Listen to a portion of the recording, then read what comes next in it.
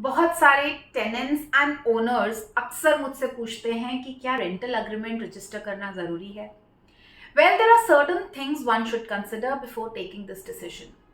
As per Section 17 of the Registration Act 1908, it is mandatory to register the rental agreement if the tenure exceeds 12 months. बहुत सारे लोग 11 महीने का agreement करते हैं एंड उसको नोटरी करा लेते हैं. Majorly lawyers and advocates are the public notaries in India. Notarized agreement करना बहुत ही सिंपल प्रोसेस होता है. It does not require to pay any stamp duty और the registration fees. However, it is to be noted that in case of any legal proceedings, notarized agreement cannot be admissible in the court as it does not validate the rental transaction.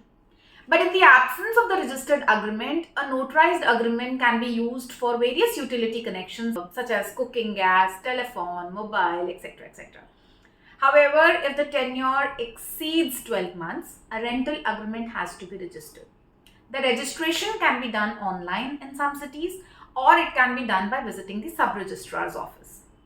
अगर rent tenure 12 महीने से ज़्यादा है and the agreement registered नहीं है, in that case the agreement will not be admissible in the court in case of any legal proceedings.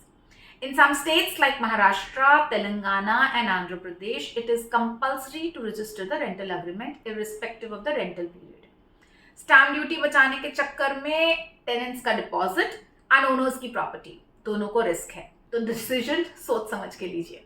Hope this video was helpful. Follow your own property वाली Gurpreet for more on real estate. Cheers.